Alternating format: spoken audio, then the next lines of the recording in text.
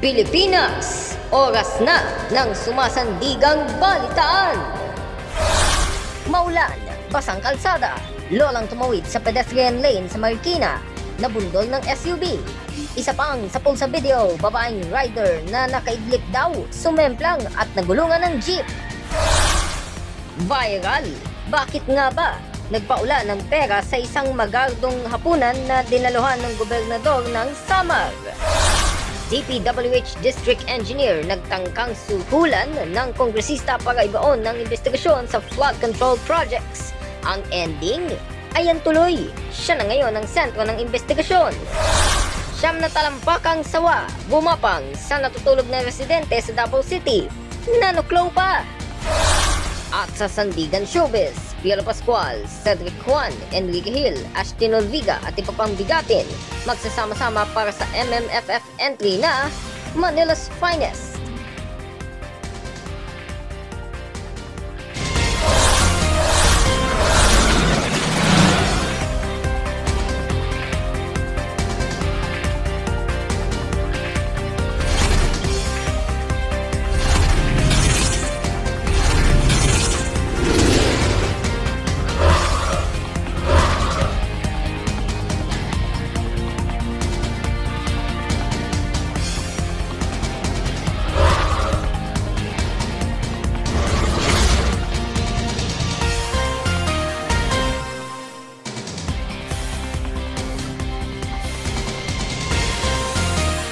Magandang gabi Pilipinas po, mahal detalye ho sa ating mga pangunahing balita.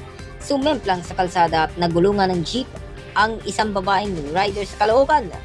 Ang namatay na biktima, nakaidlip daw habang nasa biyahe.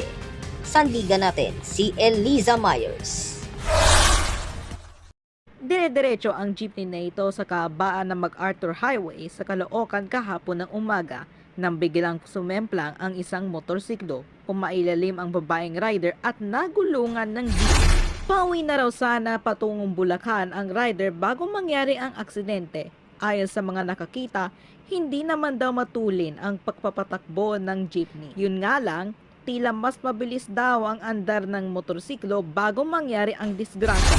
Isinugot sa ospital ang rider pero idineklara ring dead on arrival base sa investigasyon ng Caloocan Police. I-victim natin habang nagmamaneho ng kanyang motor is suddenly na naidlip, na parang napapikit hanggang siya nalaglag sa motor niya.